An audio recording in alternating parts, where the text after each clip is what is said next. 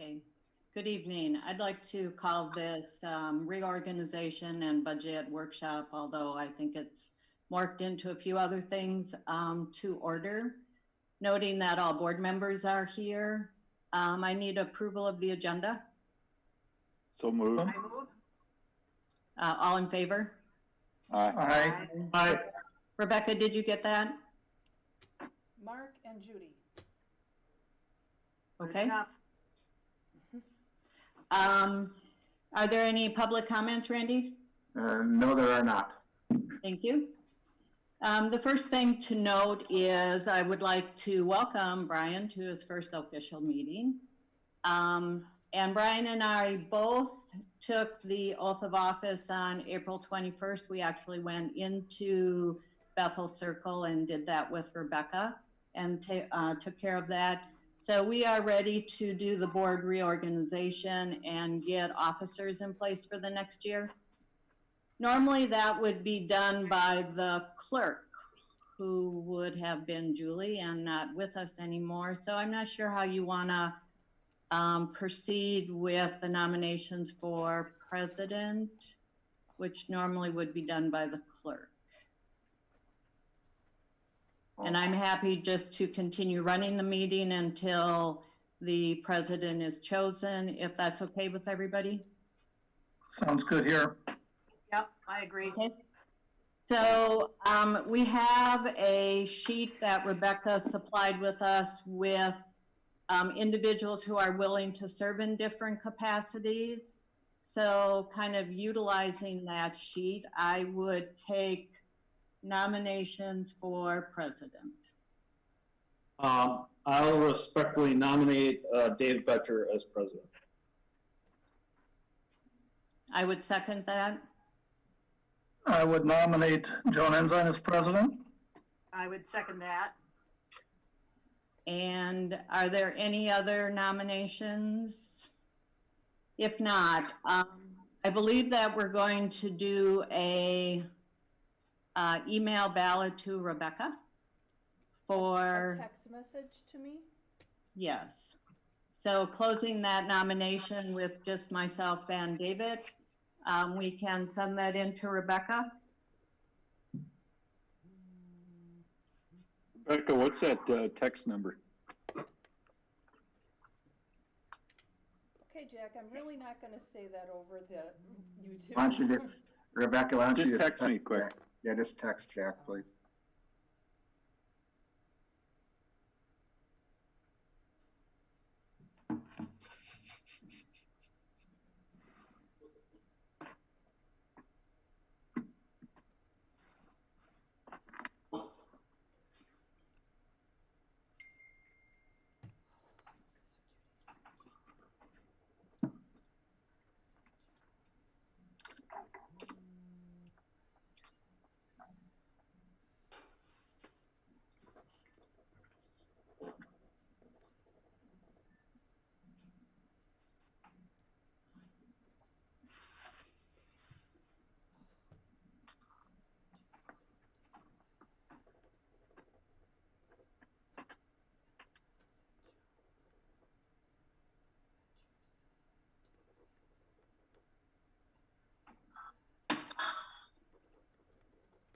Okay, we have one vote for Dave, one vote for Joan,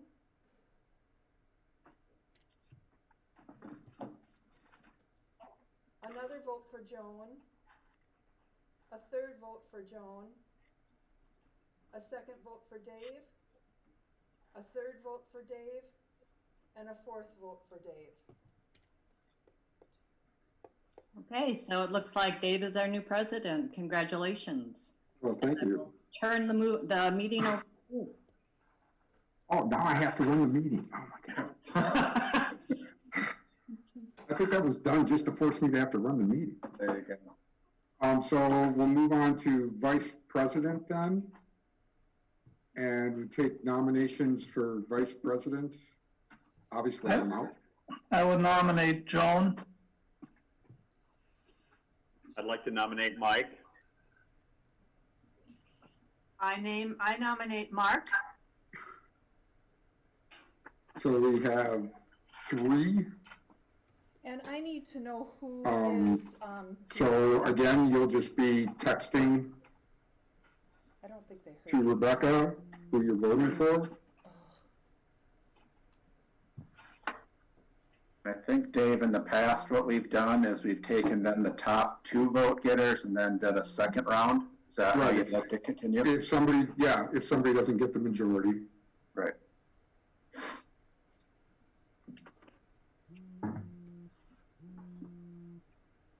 Okay, we have 1 vote for Joan. 1 vote for Mark, I'm sorry.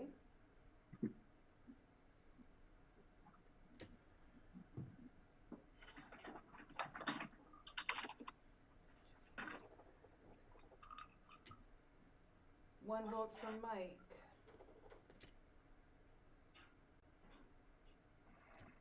One vote for Joan.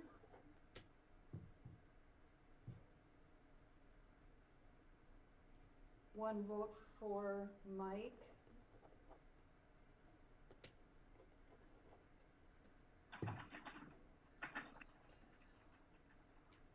One vote for Mike.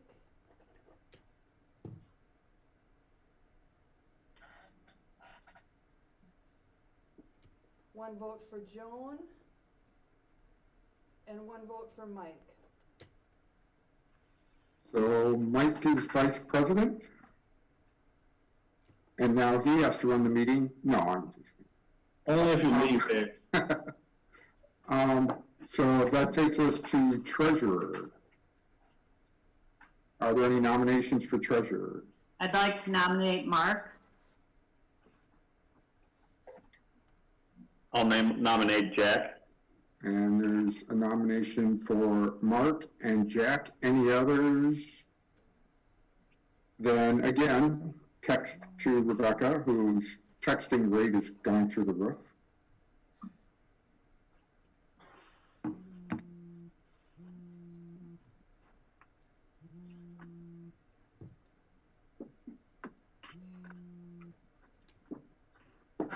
Okay, we have 1 for Jack.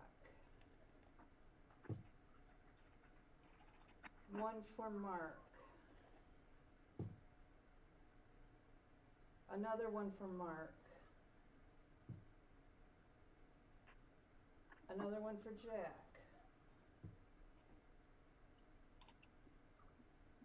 Another 1 for Jack.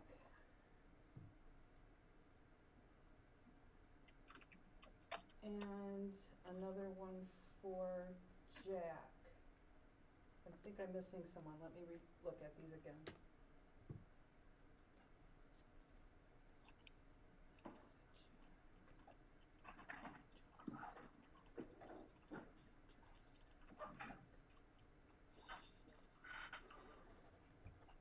The last one's for Mark.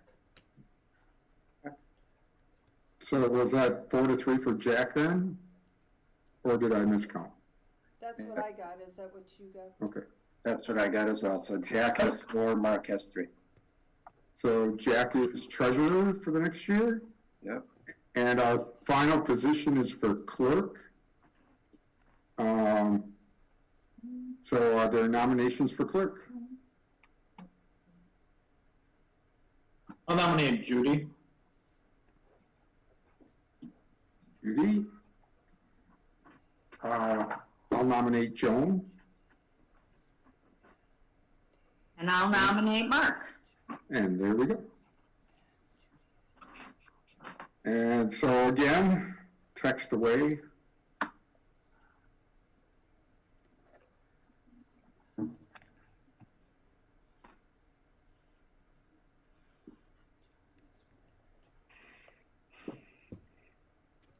One for Joan. 1 for Mark. 1 for Judy. Another 1 for Judy. A third 1 for Judy. 1 for Joan. And an abstain. So no one got a majority, so that means we would do a runoff between Judy and Joan. So text again.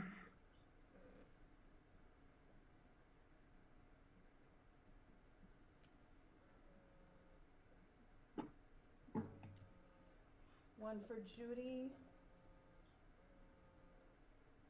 One for Judy.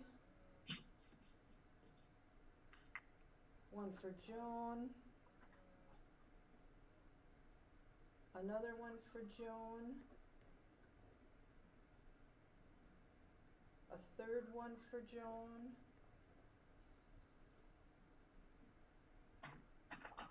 One for Judy. And the last one's for Judy. And so Judy is clerk, which means she gets to do a lot of writing and signing. Okay, so unless there's any more questions about that, that moves us on to the appointment process for committees. Basically, everyone hopefully filled out that form, although it seems like there may be one or two you're missing, Rebecca. At the end of the day, I got them all, so I will send those to you tomorrow morning, Dave, or maybe later tonight. Perfect, thank you. So unless there's any questions about that, we'll get that done before the Monday board meeting. Hopefully, Randy, we can get it all done so that you'll have it, what, Friday? Or do you need it for publishing the agenda? No, agenda's already published, but when we release board book with all the final minutes or all the final notes, we're gonna try and shoot for that for Thursday. So if that's So I have to be done by Wednesday night? Yep. Okay, If we're gonna include it there, otherwise we could bring it to the meeting on Monday as well, whichever you choose. okay. I'd rather see it in board book, I'm sure everybody else would too. So unless there's any other questions on that, we go on to designations and memberships. Right, a question, Dave, I have a lot of these kind of just to kind of run the meeting so the public can see what we're doing. I do have it in a PowerPoint. Do you want me to share that at this point? We can flip through each of the agenda items accordingly. Go ahead. All right.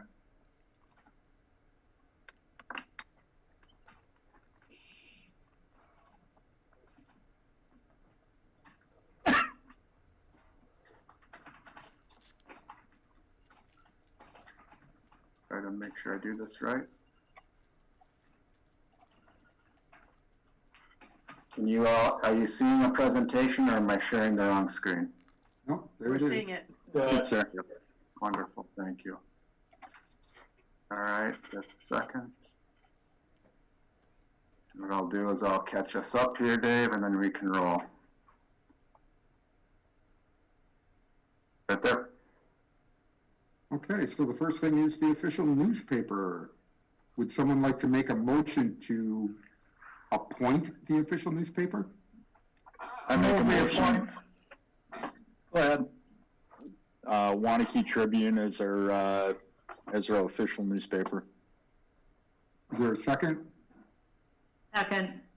So Jack and Joan, I think that was. Mhm. Any discussion? And therefore, all those in favor say aye. Aye. All those opposed say nay. And the motion passes.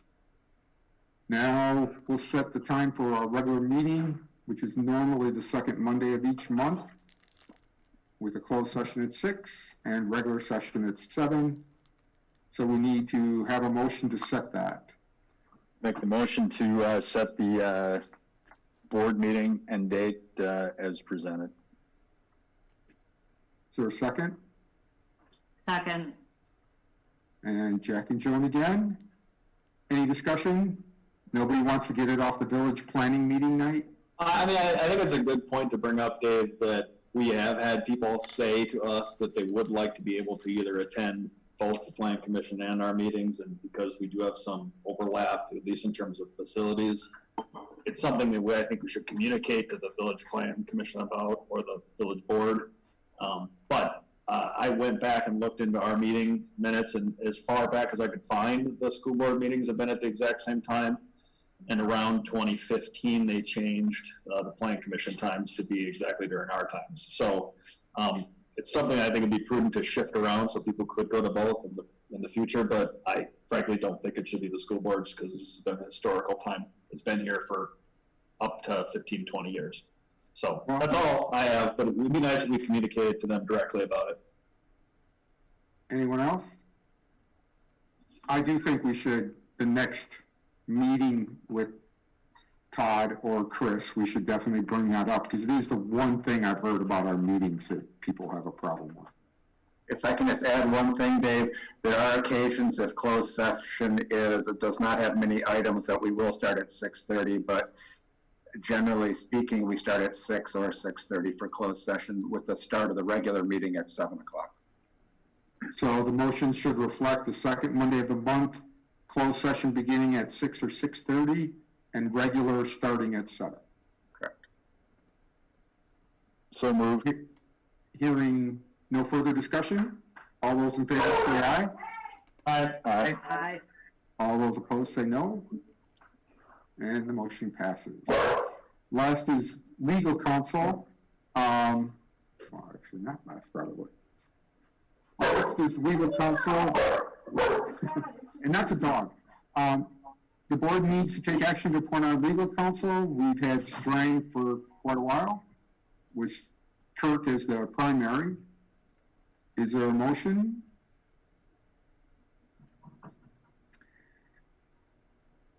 Hey, has Strang been sick? Is that the legal counsel that's been out of it for a little while?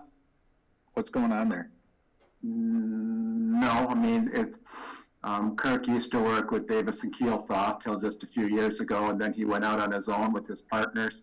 So Strang, Pattison, Redding, Lewis, and Lacey is the firm of which Kirk is our legal counsel. So no, there hasn't been any gap of service. Okay. That was the person we were using for expulsion officer, correct? Yes. Okay. You were talking about, yes, we do Yeah. appoint somebody else who oversees our expulsion officers, and in those situations, Kirk represents the district for the administration. I move we appoint Strang et al. As our legal counsel. Second. So that was Mark and then Judy or Joan, kind of a tie. Judy. Is there any further discussion? The only thing, I don't know if it's germane to this, so I don't know if we can actually talk about it, but I do think we should be looking at the expulsion position in the near future, given the length of time since Attorney Marquardt has been on leave, and either solidify permanently or make some change. Oh, fair enough, Mark. Any further discussion or questions? All those in favor say aye. Aye. Aye. Aye. All those opposed? Hearing none, the motion passes. Next is the official depositories. As we can all see, Mr. Summers gave us a good list there of what we would possibly carry on for the following year. Is there a motion? Given our past relations with these financial companies, I move we designate them as our official depositories. Is there a second? Second. Any discussion or questions?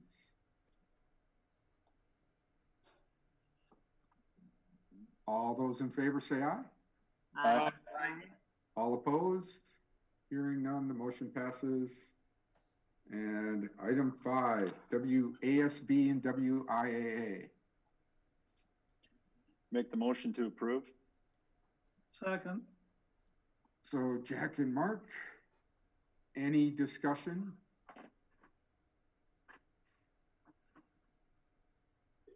All those in favor say aye. Aye. Aye.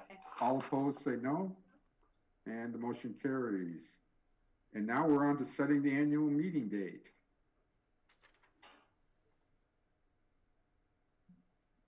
So it looks like it's usually gone on the 4th Monday in July. That's this one, it's required. We're suggesting October 19th. Make the motion to approve October 19th, 2020 at 7 p.m.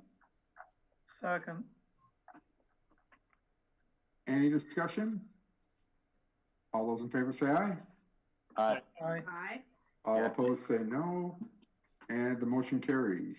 Yeah, just for clarification for anyone in the public who might have been reading the notes that were in the posting that was on our website, you can have an annual meeting as early as July and also, or as late as before you set the levy in November. So we always try to set it as close as we're able to when we actually set our final levy, so we have the best accurate information. So you caught me there. I was sitting there reading the notes from board book instead of looking at your PowerPoint. All right, no worries. Okay, so we have the annual meeting done, the scholarship drive then for class community. Yep, this is the early one I just need to bring forward to you per our policies on dollar amounts. Since the senior class is not able to do door-to-door solicitations for their scholarship drive, and the individuals who are organizing it have talked to Mr. Browski and myself. They have put together a class community online campaign. Per our policies, anything $25,000 or more that's set as a goal needs to have board approval. So since their goal is to raise $25,000 or more, it needs to come to you before we can put the class community site live for this purpose. So I'm asking for your support of that. Make the motion to approve. Second. Second. So I think that was Jack and Brian. Is there any discussion on this? So basically, Randy, the concept is they're going to be using a social media version to try and get people to donate.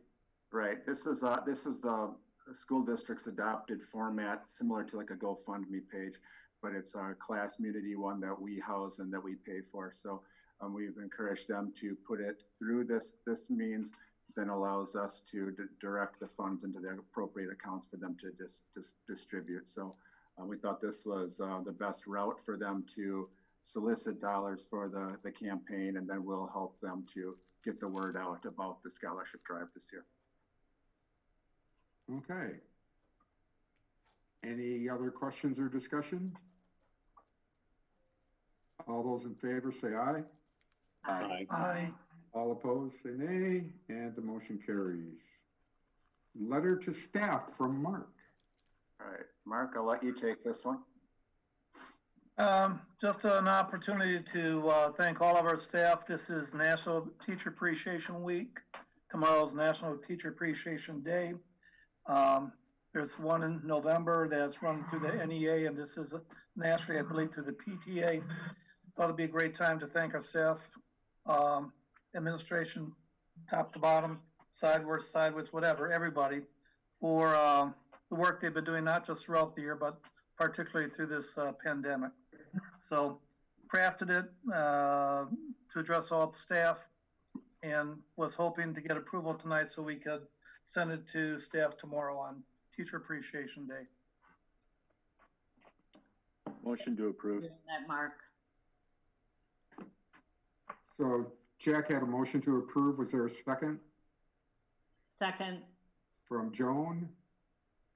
Any questions or comments on the letter? Good job, Mark. Thank I you. just appreciate Mark doing it.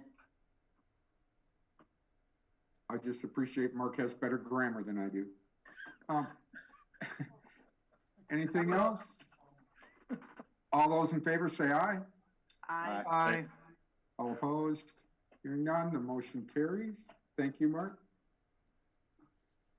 And now on to a discussion of graduation. What I wanted to bring to the board's attention tonight, there's certainly been a number of conversations that we've been having just around how to recognize our high school seniors.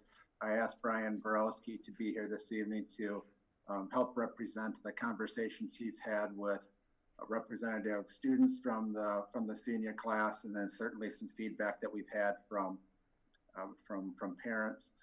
So Brian, I know you're on. Can I just have you kind of walk us through some of the conversations that you've had, and just then help us to understand really the two different options that we're talking about or things that we're looking at for graduation. So starting off with just any of the pieces with regards to the yard signs, and then we can talk about graduation.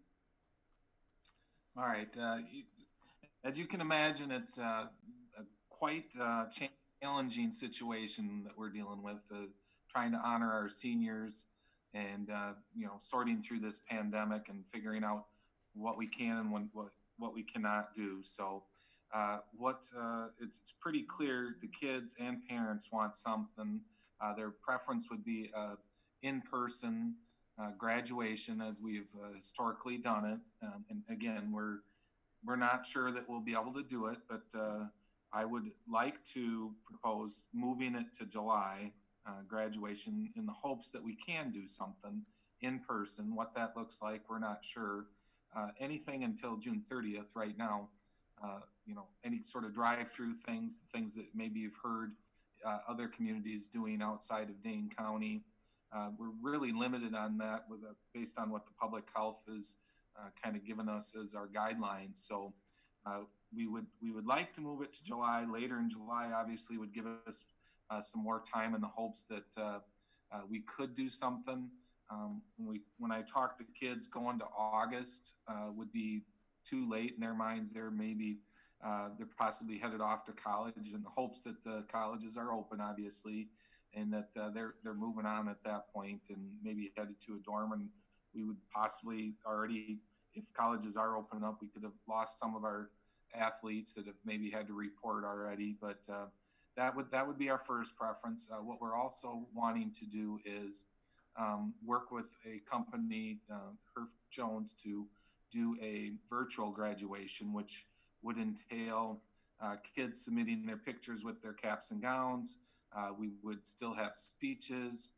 There would be music, but everything would be virtual. And then the date, if once we have that together, we can set a date. If we get to July and it's not going to happen, if you guys agree that we can move it to some point in July, and if we find out that we're still unable to do something together, and then we would be able to hit the virtual graduation and share that with our families and students. And obviously, the kids and parents all want the same thing. I want the same thing. I want to be with the kids and do what we've traditionally done, but we're just not sure that that's going to happen. And so we're trying to put that in place. And so to make that happen, we have to get caps and gowns out. We're going to do a drop off where we're dropping it on porches and whatnot, not having any contact with kids. And we get the senior class got purchased yard signs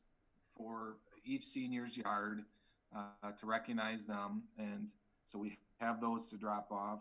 And so our goal is to get those items out and dropped off. We have a plan and about 15 people to deliver those, and then kids can start taking pictures of themselves, or their parents can take them with in their caps and gowns, say a nice caption for the virtual, and we can there's also opportunity to do a short video in that. And again, we're just started that, exploring that, hoping that we doing the virtual as a backup plan if we can't do something in July, because I don't think we can do anything before July. And we're just hoping that things open up maybe by the end of July, and that we could do something in person.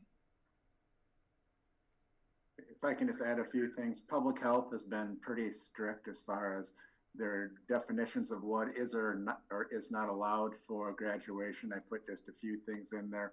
There's been some proposals in our area for drive-through, drive-in movie theater type things, or having social distancing on like a large athletic field. All of those have been deemed as not in line with the current orders that are in place. So they have really recommended we start to look at a virtual option and or looking at postponing it to a later time, at which point the social distancing or the group size dynamics might change. I think the piece, just to kind of give you an idea of size, our senior class is just over 300 kids. If you just had the kids plus just their parents, you're already at close to 1,000 people. So by the end of August or end of July, very beginning of August, are we going to be able to have 1,000 people together? That's really what that's going to be the question we'll have to pass through when we get to that point. But I think it's prudent at least to put that piece of hope out there. And then if we're not able to do it in person, which is certainly our preference, then we would move ahead with the virtual graduation launch as Brian has already described. The one question that came up is July 25th is actually the weekend of Waunafest. I know that the Waunafest committee is contemplating what they are going to be doing with Waunafest this year, so that decision's not made yet. I put out August 1st in the event that the board felt that we should steer clear of any conflict with the potential Waunafest conflict. So I guess I'd just open it up to see if there's any comments from the board or questions with regards to what Brian and I are discussing tonight. Brian, first of all, thank you for all the hard work you and the students and family are doing to come up with a plan. Was there any excitement about doing a virtual immediately, so there's something near the actual graduation date, and then go ahead with a more formal one later if it's possible? I'm open to that. So the company we're going to work with, it takes 34 days. So it'd be fairly close to the original graduation date. As we got into the virtual and found out just how much work that it takes to put this together, we're not sure that, in-house, if we could do this and just the legwork, they're going to help us with that, but they need 34 days, which would put us into early June. So we could set a early June graduation date, like right when the school year's ending, and I would be open to that. I'll be honest that there's not a lot of excitement around the virtual graduation at all. I mean, it's more of a necessity, and then it is something that kids are super excited about. When we went through all of our choices, and this was a few weeks back before we got more guidelines from public health. I mean, virtual was that was their lowest choice. And so it is just truly a backup to the backup, but it's, what's being recommended at this point, and we will do with it the best that we possibly can. And that's why I've enlisted the Herf Jones, because they're professional. They have a couple programs in there that help put this together, and it's just more standard system as opposed to trying to pull different video clips or scenes from kids in all kinds of different formats. They have a kind of a one-stop shop where they put it together for us, and they work with us, and they assist us in this process, because it is to put 300 plus kids into a program and do it well. I think we needed a little support with that. So, but again, yeah, I'm not opposed to having the virtual graduation closer to what it would have been May 30th. They're not going to be able to have it ready by then. They need 34 days, but I just put in today for that, so they should be contacting me again tomorrow, and hopefully that we can start that process, and the caps and gowns get out the kids, then they can start taking those pictures, and we can start plugging those items in. Do other members of the board have a feeling about timing of a virtual launch of a graduation ceremony like that? I mean, it's certainly, I mean, what I see around the area is you have some districts simply doing virtual, and they've just kept it on they've either kept their original date or they've pushed it off a few weeks in order to accomplish it with the work that, as Brian described. Or you also have about half of the districts that are also looking at doing kind of an approach like we are proposing, where we have a date set out there where hopefully we can do something in a much more personalized manner. But in the event that we can't, then you have the virtual graduation. So there's certainly the option to move the virtual up earlier and then launch that. And then if we're able to do the face-to-face at a point later this summer, we continue to do that.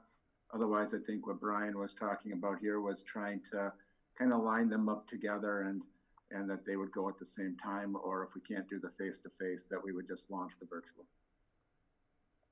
Hey, what do you think the possibility, we've got 300 plus students, how many of those do you think are going to be coming to a graduation in July or early August.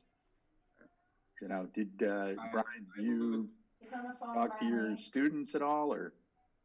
Yeah, they would, they want to meet, they want to get together one more time. I mean, when I met with the class officers, they said if they could just have their senior picnic, they would be really happy. They truly just, you know, the way that the school ended for them, they didn't have a chance to say goodbye to each other, or see each other one last time. So, I mean, there is a strong desire by the kids to do something. What that something looks like, and we get to July and we're at 50 people. If, you know, 25 kids could come in and at least see each other across the space, that, I mean, that's what they're desperate for. I think we're all desperate for that, is just to see each other again and be around each other. So they're not unlike the rest of us. Or they just feel like they didn't get that last piece of getting to see each other, spend this last couple months together, and that's their strong desire. So for the seniors. So if you had a graduation on either the 25th or August 1st, whatever the date is, it would be a true graduation ceremony. Obviously, we don't know everything right now, but Jack, your guess is as good as mine right now. I don't know. So it is. But that would be the plan. Yeah.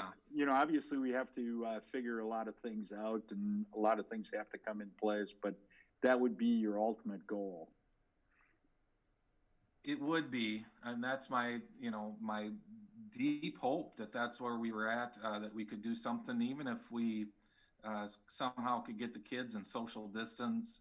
And, you know, the adults have said that, you know, the parents that I've talked to, is that too would be their hope. You know, they would understand if they weren't able to come. Obviously, that's not everybody. I've not talked to every senior parent, but right. You know, the kids want that opportunity to come together. What that could look like if we could get 300 of them and spread them out on the football field. And, you know, that's where I've reserved that date for July 25th, if that's the one, and it ends up being August 1st. I think it's just good to set out a date with some hope, and whatever that is, if it's 25 kids walking across the stage and we're announcing their names from the up in the crow's nest on the football stadium, you know, from the press box, maybe that's what it is, and we're socially distancing. It's just having some form of recognition that holds some resemblance of what we've done in the past would be good. Yeah, understood. You're not planning project graduation and all this other stuff for this event. It would just be a graduation, or would you consider putting the project graduation together as well? They've pushed back their date. So I told them that we were having this meeting tonight, and they're considering several things, like just taking the funds from that if we can't have a project graduation, and possibly doling that out to all students. And but otherwise they're pushing back and just waiting to see what we could do and see what the summer brings. And if they, you know, could have a picnic of some sorts where we're rotating kids through, or whatnot. I mean, they're just on hold in the hopes that we can do something. And again, they're trying to rethink everything that they do and how they do it, and still honor the kids. Yeah, I guess I would sort of back a virtual in June, just so we can get something in and some recognition for the students. It's been an odd year for them, and it would be good to actually see something around the end of school for them, some recognition, because we don't know what July is going to bring, or August. But if we do something in July, I would think we should avoid Waunakee weekend. It would be a great weekend just to sort of celebrate the seniors in this town. That you'd recommend, Brian, by moving it, having the high school administration move ahead with the virtual graduation, trying to get that done before the actual end of the school year in that early June timeframe, and then put a date out of August 1st to separate it from Waunakee. I would, yeah, I think there's some recognition that students want immediately more than waiting to July and not knowing what's going on. So I think sooner better, even if it's not a favorable idea. Maybe we can make it our own here in this district and do something that, you know, does it justice, does our students justice. And then, yeah, if we are going to do a graduation in person, it would be great to do something that didn't interfere with some other village event. Sounds good. Other board members' thoughts? I would concur. I'd like Brian to offer to the graduates a possible June virtual graduation and see what the students want to do. Maybe they feel if they have that, the in-person one would be somewhat of a second choice. And, you know, if there's still hope for an in-person one, I don't know. I would confer back to the students and see what they want. I can do that. So the program that I got, I think the fastest they can have it done is by June 13th. So, and I'm trying to get that thing going so that we can get our kids to load it. So, I mean, and I could definitely check back in with them and see if that's what they want, that's the time period. And, you know, I'm open to either option, right? Putting it out in June, which the 13th would be about pretty close, a week or two from where we would have graduated. And then, you know, I'm open to ideas, suggestions, and looking at this thing, and I can always go back to my, the class officers who I've been working with on this. You know, I think if you do something in July or August, you know, to your opening comments, you know, people are off on vacations, and if they open up the state and people get an opportunity to get out, that's probably what they're going to do. You know, at least with the virtual, you've got, you know, you got more people participating, I would assume. And then you could have your picnic or senior picnic or something in August. How about a motion in the effect of saying we leave it up to the students, with the idea of giving them the opportunity to say either or on having the June 13th or going for the August 1st, and if it doesn't work, that becomes the virtual one. But I like Joan's idea that we let the students decide. I'm not sure, Dave, do we even need to make a motion? I mean, Well, I think we need a motion if we're going to change the date. Randy? I don't think so. No, we usually just set that date as part of our, as part of the high school calendar setting. So, I mean, I think it'd be great just to have some support of the board as far as how we're moving ahead to recognize our seniors. But I think what I'm hearing is bringing to them really a couple options. One is a virtual graduation at some point as soon as we were able to pull it off in June, and then holding out hope for something in August to do face-to-face, whatever that may look like. And then potentially also seeing if there's a way we can do things with a picnic to get the kids together. And I think if that's okay with the board, I think then Brian can go back and work with the students and see what their thoughts are on that. Yeah, I can do that. That works. Does that work? Is everybody comfortable with that from the board's perspective? Yeah. Yep. Yep. Yes. But Brian, when are those signs going to be, are you planning on delivering signs and caps and gowns by the end of the month, or? Oh, that's the end of this week. So the caps and gowns, the backup order just came in today. We were planning on doing a pickup at the high school, but we can no longer do those. So we you know, I have about 15 staff members and myself, and we've broken it up into quadrants, and we're going to go out with about 40 of these and drop them off at kids' houses. Yep. This was the process that Brian he had a plan to do this actually tomorrow until public health on Thursday told us we needed to hold on any sort of distribution. So he's made a quick change to do deliveries, and I'm hoping that we'll have some clarification from public health here in the next day or so that might be able to ease some of that and get those into kids' hands as soon as possible.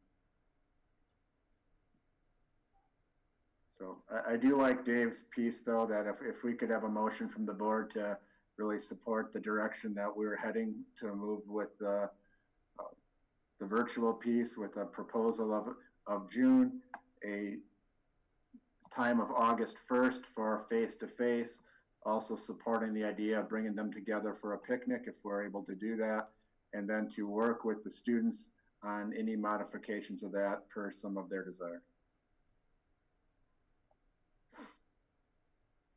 I would make a motion to that effect of what Randy just said. Second. Is there any further discussion? Then all in favor say aye. Aye. Aye. All opposed say no. And so there you go, Randy. All right, thank you very much. I know that wasn't necessarily on our agenda, but that was wasn't on what we were intending to do tonight, but certainly a very important piece for us to get ahead of so Brian could move forward. All right. So now on to our budget summary, which I'm guessing is Steve. Yeah, and just as a little bit of a preamble to this, our initial intent tonight was to have really gone through all the different aspects that were associated with our budget, all of our budget requests, have had those all vetted out through a process before we came tonight, and then really to do a around the table, really workshop setting that Steve and I had kind of envisioned since this fall. Obviously, with all the things that we're working on with learning at home, the COVID issues, et cetera, and working virtually, this is a little bit different than what we had hoped to do. So tonight, what we're looking to do is break this into a couple different meetings. Tonight is really just going to provide you the high-level overview of all the stuff that is happening within the budget, some things that we're projecting that we need to keep our eye on, give you an idea of what are some of the big pieces we're watching, like summer school, and then talk a little bit about how we're going to move forward with some of the budget requests, simply because I think you need to see what those are to see some of the visionary directions for the district. So with that, I'm going to turn it over to Steve, and he's going to tell me when to move the slides, and we'll move forward tonight. Thank you, Randy. I appreciate it. Good evening, everyone. When we went through the 2020-2021 budget with the budget committee last week, the recommendation was to focus on a high-level overview tonight. So we're going to touch on some of the key concepts for the 2021 budget planning process. And then you will see the first draft of the budget be presented next Monday night at the regular May school board meeting. So there will be multiple opportunities to ask any questions or review this process with the school board members. What you see on this slide are just the topics that we would like to touch on this evening. If you wouldn't mind, Randy, going to the next slide. So what you see here is information regarding where we are at in the process. The arrow indicates kind of where we are in the timeline right now. As board members, just be aware of the fact that we are continuing with the timeline that was developed pre-school closure. So the first draft will be presented at May. The budget committee on May 11th, we're going to be asking the committee to set a date towards the end of May, early June, to review the second draft of the budget, bring that to the school board in June, and then continue through the process. So our intentions at this time would be to continue with the pre-school closure timeline that we had developed back in January. Okay, Randy? So the state budget is a key component of understanding the first draft of the budget for our district. Typically, in the second year of a state biennium, a school district feels very confident in the way that budget development would appear.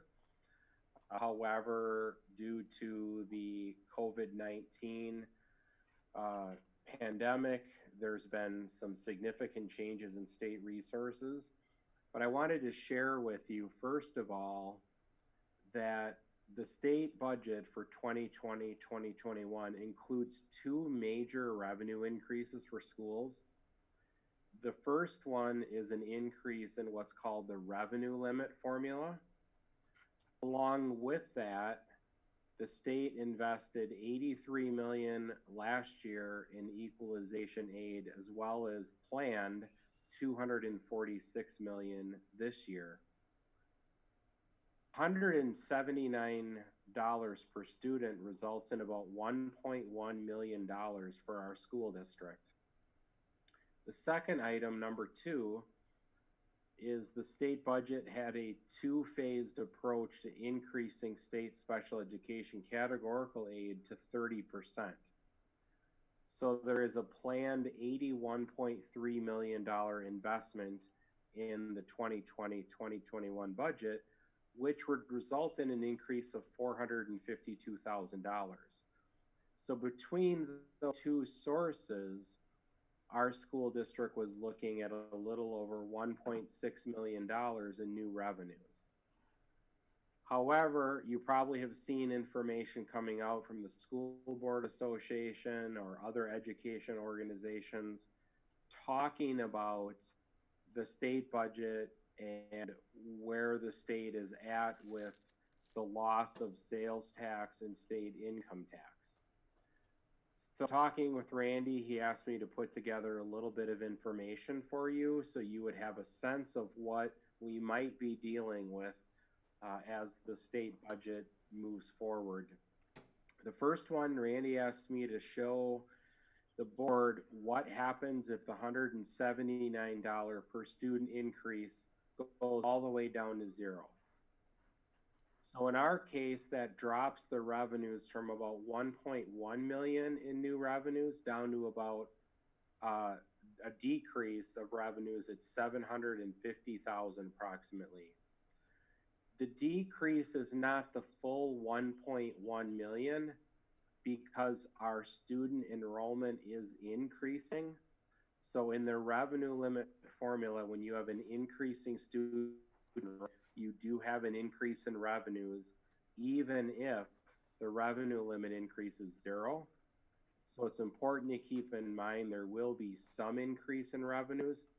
But if you hear discussions taking place this month about a budget repair bill and the per pupil revenue limit formula increase is being discussed to change from 179 to zero, we'll know that that's about a $750,000 impact on our district. The second one, excuse me, on the state categorical aid is about a $300,000 decrease if that investment does not take place. So between the two major revenue increases, we will be seeing over a $1 million loss in revenue. Those two revenue increases are not included in the 2020-2021 state budget. We wanted to show you those situations or those scenarios just so you have a scope of what the conversation might look like here in Waunakee to correlate what any conversation at the state level might look like. Randy, do you have anything you wanted to add? Yeah, I just wanted to remind the board that when you look at the item number 2, the 30% reimbursement for state special education categorical aid, remember that dollar amount, that $300,000, $299, that's actually dollars that we're able to then capture in Fund 10. So when you're looking at both of these, even though the second one talks about special education, it's really Fund 10 or general fund dollars. Yes, thank you. Okay, Randy, if you want to go on. So one of the key factors in developing a budget is estimating enrollment for September. Our estimated enrollment shows an increase of 51 students. Enrollment increases results in additional revenues, as I mentioned previously. Revenue limit. All right, if you want to proceed. First draft of the budget that was reviewed with the budget committee and will be provided to the entire school board next Monday night includes a budgetary increase of 9.77 FTE, which is 635,000. There's been a slight change to that. The Phi Ed position has changed a little bit since this document was put together to be a lower FTE increase. We will get that updated. But through the budget development process, the administrative team has identified 9.77 in FTE increases. We have then added $635,000 as an estimate into the first of the budget to cover these positions.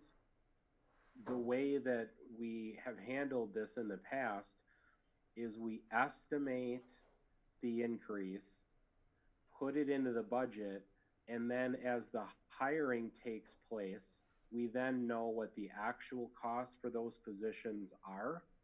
And as we move into the fall, we can solidify those in our budget process. But for now, we have to earmark a dollar amount to set aside for these positions as the hiring process moves forward.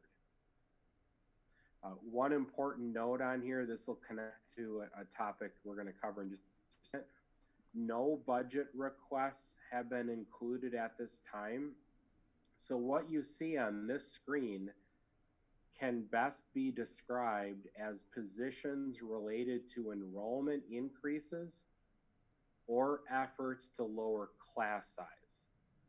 What you see on this screen is not related to budget requests that have been put in by members of the administrative team. I can just add a couple things here, Steve.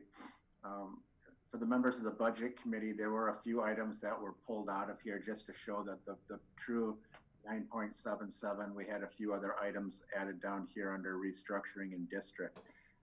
Couple of those things just for the board's edification to understand some things that are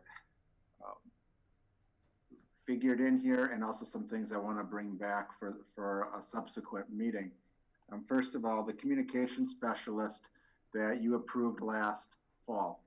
That was a position that we had approved at halftime this year. It was really to be hired at the midterm of the year and then be a full-time position moving forward. As a result of other hiring issues and then running right up against the COVID pieces, we've actually posted that position, reviewed applicants, but we have not interviewed or hired for it. So at this point, given where I see the challenges with just trying to fit in all of what I would see as very high priorities with teachers, et cetera, in front of our students, I'm going to hold that position in abeyance and not fill it at this time. The other pieces I think that we need to have some conversations about is part of the administrative restructuring process that I've talked to the board about, and this will be something I will reiterate as we go through future staffing discussions. But I think that there is a pieces that we're at that point with Heritage Elementary to be looking at that assistant principal position. And I've also had conversations with regards to looking at how we deliver our curriculum and manage those pieces and really breaking that K-6 and 7-12. That's not a significant dollar amount, but it's a piece I'd like to at least have a conversation of, and also realize that as we work through this, in particular when we look at all of those budget dollars and what's happening at the state level, all of this has to be figured in here. There have been pieces that we've talked about and utilized at previous referendum efforts as far as how we could kind of fund some of those through those efforts. So depending on whether we are moving forward in the November, which is a conversation later on in this agenda, or if we push it off to a point in the future, I think the conversation still remains for the board to look at strategies to determine some of the other budget requests, the few that I mentioned here, and potentially a few others, that we look at other creative revenue sources to be able to pay for. But what you see in front of you is simply to reduce class sizes, maintain them within our policies, address some specific needs, and then the shared staffing pieces, which is how we share staff across the district. So just wanted to give that background as far as this sheet and where the staffing changes come from and what are some conversations that we still need to have. Randy, can I ask about the additional teachers at Heritage? Does that have any effect on our specialist? I believe it does. I think when you start looking at the shared staffing. Do you want me to, Randy, I can talk a little bit about that, at least in several of the areas. Thank you, Brian. You probably have that at the tip of your tongue. So let's and so I guess related to that, part of the shared Phi-Ed position is because of the, I guess, lack of flexibility that provides us with staff being able to move between buildings. So increased need there would pull someone in. It also would have kind of a domino effect in the art world. That causes some of the other positions to either expand. Actually, the Heritage Art position was already a little underfilled, and we were using it because of the hiring date and trying to find someone who was certified.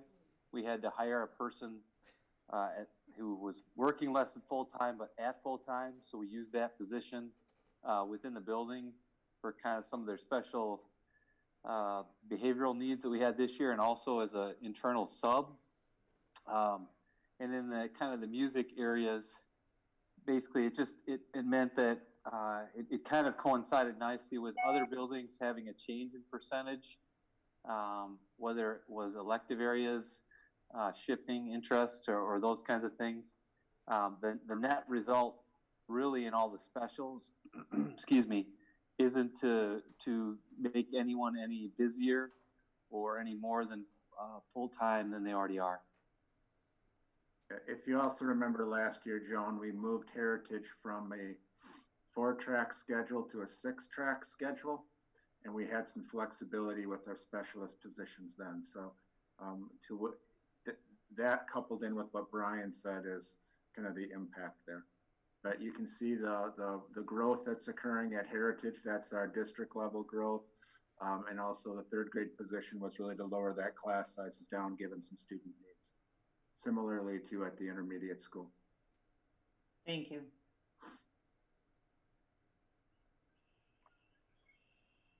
All right, we ready to move on, Steve? Yep, if you could move on to the next slide. So it's important to understand on the salary benefit increase and what is included at this point in the first draft of the budget. First of all, just a little background. Dane County school districts are holding on their salary and benefit increases from the conversations I've been having with the business management group, trying to get an understanding on where the state budget is going to be going. So you're seeing a lot of school districts in the area taking a look at holding at this point until they can have a better understanding of where the state budget is going. Our district has historically provided salary increases in the fall in the post-Act 10 era. So basically from 2011 until now, we have been providing pay increases in the fall. Typically at this point of the year, we're providing estimates in the budget process. And then as we move along the budget process, we can continue to keep these estimates updated. With the 9.77 FTE that was identified on the previous screen, and the revenues that were identified previously as well, that would leave a 2.85% increase in salary. What you see on the slide in front of you is an illustration of what that type of increase could look like. And again, this illustration is only done to just show a similar total salary increase for all employee groups. In the end, this obviously would be a decision that the board would work through, the HR committee would work on. This was just put out there so you could see what it would look like. The other dollar increase in this situation reflects a $600 point increase, which is the point increase identified as the minimum in the handbook. So in total, the illustration is a little bit less than what is currently included in the first draft of the budget, which is 2.85%.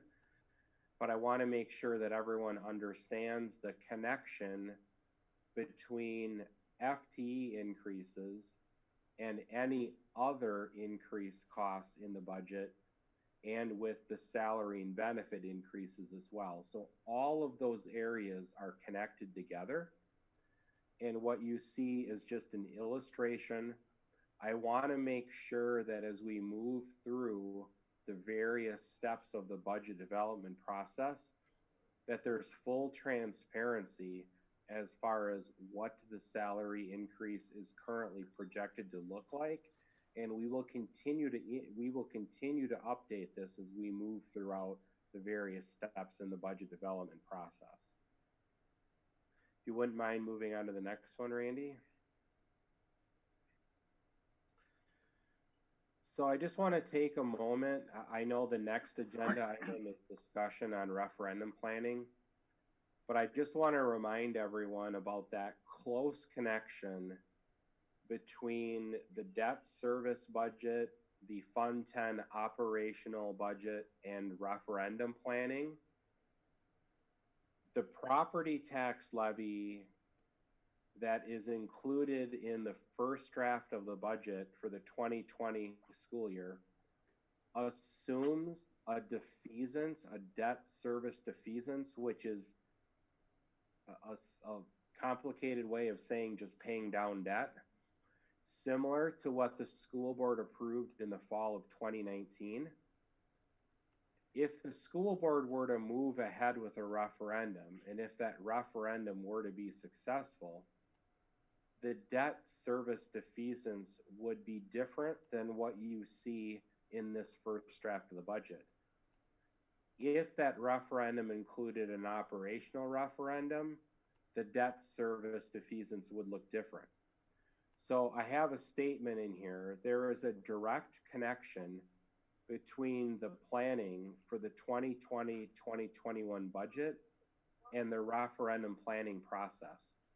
And just to step back in time for a moment, back in 2014, when we had a referendum in November, during the month of October, at the end of the month, the school board actually approved 2 different budgets and tax levies. One assumed the referendum would pass. One was assuming the referendum would not pass. So no matter what the results of the referendum were going to be, the school board had already taken action to approve an appropriate tax levy. So even though it may seem like it's a long ways away from now, it actually does impact the 2020-2021 budget and the planning process. So just know for now, we've parked into Fund 39 a debt service defeasance similar to what took place last fall, but that will change if the referendum moves forward for this November. Okay, Randy, you can move on. Summer school. So summer school programs, we've talked about this a couple times in the last month. summer school programs have a strong connection to the Wisconsin school finance system. There's two ways in which summer school is strongly connected. The first one is that the summer school student count, or FTE count, is actually included in the state's revenue limit formula for school districts. And the summer of 2020 is included in the 2020-2021 budget revenue cap process. Randy asked me to just show for you what a 50% reduction in the summer school student count would look like. And that would decrease the revenue limit by 130,000 for this school year, or the 2020-2021 school year, and each of the next 2 years. So the summer school FTE count, or the number of students who sign up and participate, impacts our budget for this fall. It's a third of the revenue limit formula. It's a third of an impact because the revenue limit formula divides the student count by 3 years, but it's still significant. So if there was no summer school program, it would be about a $260,000 loss in the revenue limit formula. The second part, which is a much more significant number, is the summer school student count is included in the state's equalization aid formula. It does not affect the 2020-2021 budget year though. The summer of 2020 actually is a part of the 2021-2022 state equalization aid formula. And to get a sense of what that would look like, that same 50% reduction in this summer's summer school was then applied to our financial model to indicate a $1.2 million impact in the 2021-2022 budget. The most significant concern regarding a state equalization aid line is that under the state school funding system, $1 lost in equalization aid is $1 increased in the property tax formula. It's not a loss of spendable revenues to the district. It's a shift from one source to the next. So for our property taxpayers' sake in the community, we want to do everything that we can to continue with offering a summer school program that has in the recent past been a very robust numbers. For a district of our size, we have a very strong enrollment in our summer school. Our FTE count is very high in our summer school program. It's put us in a position where it's incredibly beneficial to our district budget and our taxpayers. But we also, now that we have such a robust summer school program, any reduction in that summer school program is going to result in a pretty significant impact financially. So Randy, did you want to jump in here to talk a little bit at all about the DPI's changes in virtual, or did you want to save that?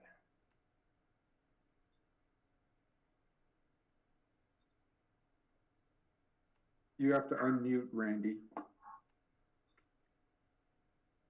Thank you, Dave. Sorry. Yes, I would like to at least take a moment just to talk a little bit about summer school. Sheila's on this call as well in case that there are some questions. One of the pieces, as Steve said, that we're very concerned about with summer school, and it's been a conversation around really districts as we've been tracking all the changes from DPI, is what's going to happen with the state funding formula around summer school. At this point, we've been advised that there hasn't been anything that's been forwarded to the legislature to change anything about the formula or to have any sort of hold harmless type clauses that would protect districts from the hit that you can see summer school having, particularly as we move into this time period where face-to-face may or may not be able to happen. We know for certain right now that we cannot do anything face-to-face until at least July, and then that will be determinant on what happens with the regulations from public health. So one of the things that Sheila Wyatt has been doing is been working very much with our principals to identify what programs we would be able to offer, how could we do those, how could we move those forward. She also submitted testimony to DPI for one of their administrative hearings because they needed to change the administrative rules to allow for the FTE count that Steve was just referencing for summer school, needing to allow for any sort of virtual ed to count for our elementary grades.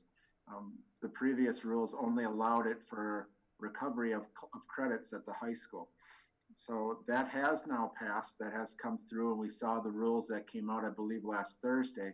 One of the pieces that Sheila is still waiting for is now further definition as far as how we can apply that, and are there any other specific details tied to it. So she received notification today that that is still forthcoming. So we're hoping to be able to offer summer school in some sort of a format to do the best we can, certainly for the kids, but also to try and capture some of the FTE, because this helps not only to support our summer school programs, but also our programs throughout the year. And then you can see the impact that it has on taxation in 21-22 budget process.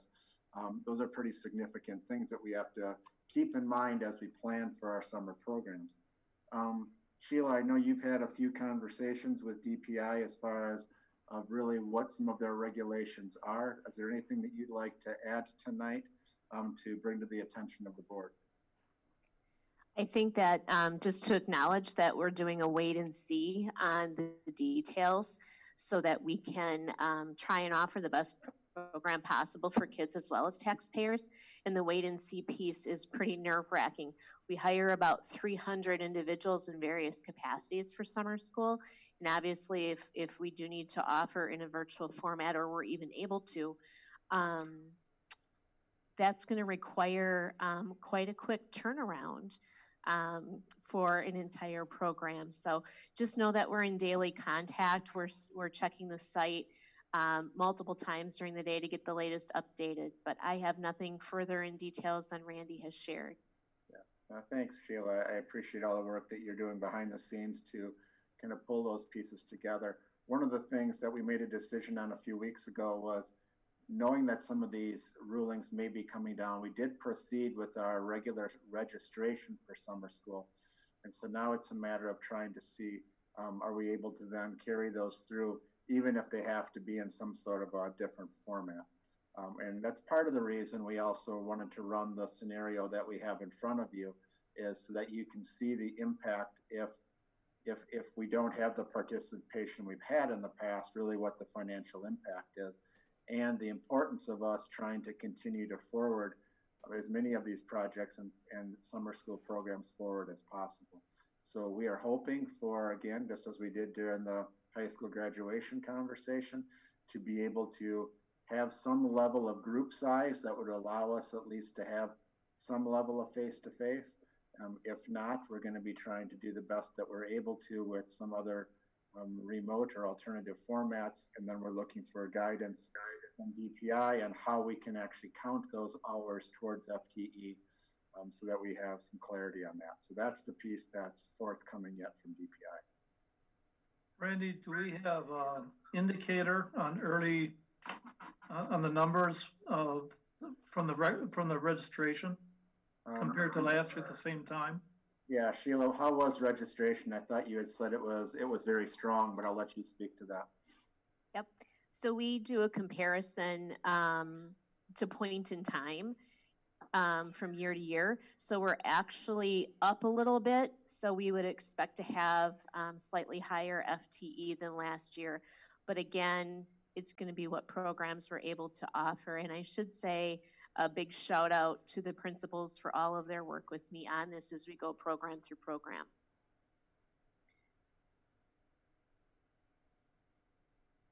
Thank Just you. quick question. So if we saw a 50% reduction and you had a revenue limit decrease of 130,000, is there any idea on what our savings would be by running 50% of summer school?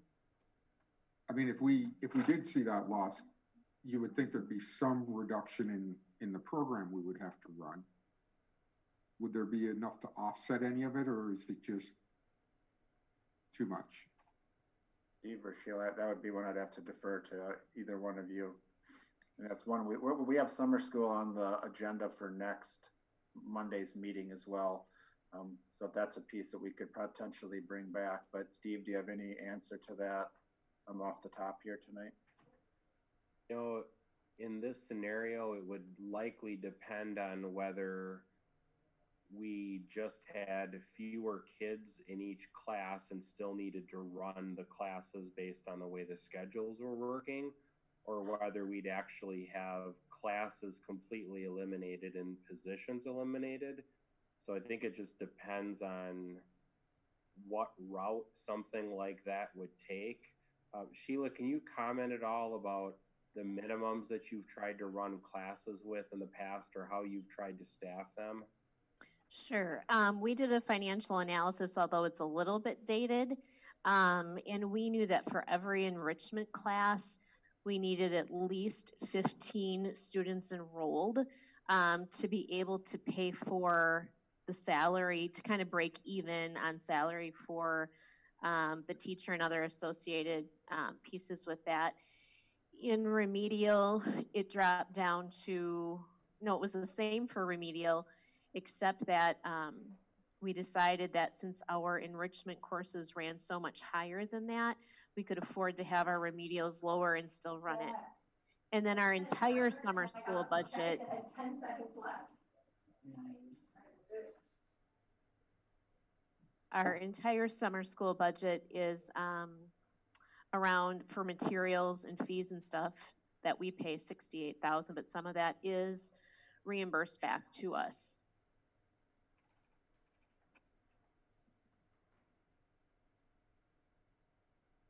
Sheila, do the swimming classes and the weight training fall into the FTEs for summer school? They do, and they bring in a lot of dollars. We actually have problem solved how we might do weightlifting. We have not been able to problem solve swim, other than we look at August as a possibility, and I didn't mention that earlier. We're doing creative time frames for some things, whether it would be the potential for band camps, for weightlifting to go later, and for swimming lessons. And our swimming staff is ready to make that happen if we have to wait until August, because we really can't socially distance with 6 feet in swimming lessons either. Could you potentially move the entire summer school start date to after July 4th? We have looked at, could we move the whole thing? The thing of it is number one, we don't know if we can yet, because we don't have those phases in, but could we do that? Yes. Could we start virtually and then shift to open in most programs? Yes. In all programs, possibly not, due to staffing changes. I think the other piece, Jack, we're trying to take a look at is any shifts or changes to summer school. How is that going to shift or change with the availability of staff to teach those?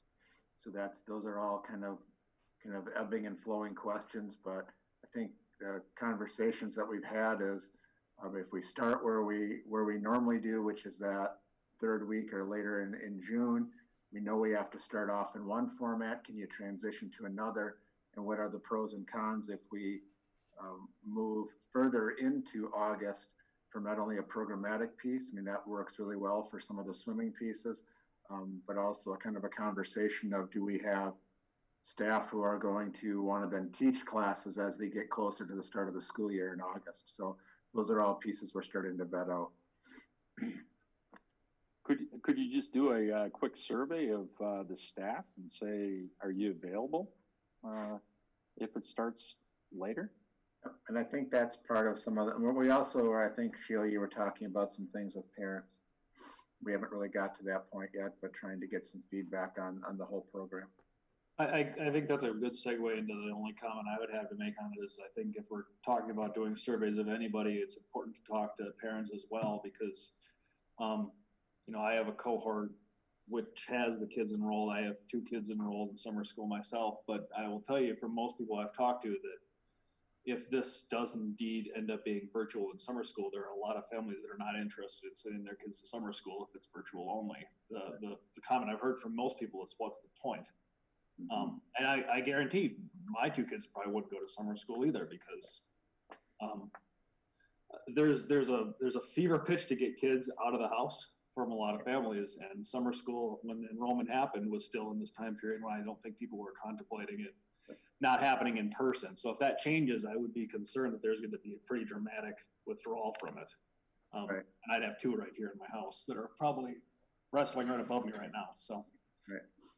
And that was part of the impetus for wanting to just see the financial impact if we had a reduced FTE in summer school, was realizing that there's going to be families that are going to be making some choices. I think just a quick comment on that. I think that's something we're really cognizant of as people who plan for the curriculum and trying to take a look at what could some of the programs, especially for our early learners, look like that would be more hands-on. So that also creates a great deal of interesting timing on things and how we might do that and have pickup of hands-on kits, so to speak, whether it's arts and crafts or science or whatever it might be. And it flows well with some programs and not others. So that's one thing we are well aware that sitting in front of a screen for the summer time would not be appealing. So this will be an item that we'll bring back next week. I think it's actually tied to part of our budget committee report. And as we find out more and have more pieces in place, we'll bring that back to you so that you can see that. I think, Sheila, you're kind of working through some of those more specific pieces, and as we have those, we'd obviously like to have the board weigh in on kind of how we approach summer school, and so we'll bring what we have to you with the best information possible next Monday.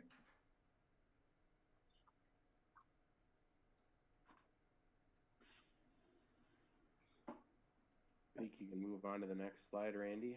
You bet.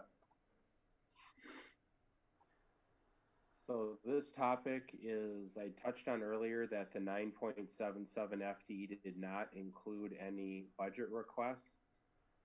So the administrative team earlier on in the budget process had an opportunity to put in requests for the budget process. It's important to keep in mind, as a result of the referendum planning process, administrative team members were asked to include potential needs for a longer term planning horizon. So they were not just putting in requests for the 2020-2021 budget cycle. We had asked them to think a little bit more long term about what their needs might be in their building and department.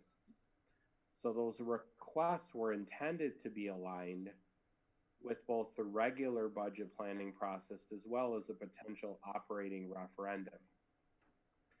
I know on the next slide you're not really going to be able to read it, but it's got all of the requests on there so you could just take a look at them. They've been organized by building and department. The budget committee did take a high-level look at this last week and is asking for Randy and I to set up an opportunity for input from members of the administrative team so that there is an opportunity for the board members to hear directly from the individuals who put these requests in. And Randy and I have spent a little bit of time already trying to think through what that might look like, and we're going to continue having discussions around that. But just for all the board members to know that there is an interest in trying to provide some opportunity for discussion and engagement around this topic that we just weren't able to schedule in tonight due to the other topics we were trying to tackle. Some of these we still need to bring back to our administrative team. I think that they've all generally know what each other have put out there in a high level sense, but it's certainly a piece that we need to bring back there. Prior to us hitting the COVID-19 pieces, I probably was about 2/3 through meeting with all of our administrators about each of their requests. I think there's over 40 of them. And as Steve said, this is really meant to be a visionary document to show you how does this move forward, some of the items within our strategic framework, what are some of the needs that we have to achieve those, and what are some of the ideas we have that we want to have further discussions on. I think part of this was also built into the need that as we look forward 3 to 5 years on any referendum planning of how do we start to move some of the programmatic pieces of our business forward and wanting to have those discussions. So as Steve said, we will set up another meeting for the board. I'd like to do that between now and the June board meeting so that we can at least present these to you, share with you really how they fall within some semblance of a priority order within each department, and then what are some of the key ones that we feel that we need to consider specifically in the short term, and then talk about how we might be able to deal with the revenue side to be able to pay for them. So there's a complicated issue, a lot of information here, and as Steve said, certainly not one for you to need to digest tonight, but we'll bring it back here in the next few weeks. All right. Does anyone have any questions before we jump into the next topic? I'd be happy to try to answer them for you. Okay. All right, super. Thank you, Steve. Thanks, Sheila.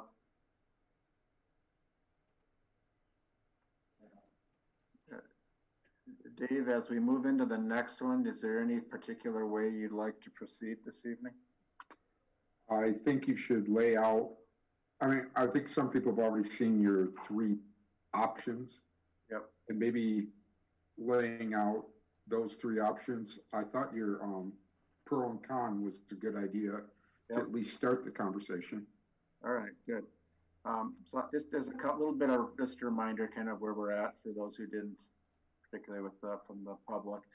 We are looking at really what are some of our timelines for making a decision with regards to the referendum planning that we have started this year. Our initial timeline was shooting for the November 2020 referendum timeline. If we are going to be moving forward with that timeline and some of the subsequent work associated with it, what I had laid out at a previous meeting was needing a decision by May 11th.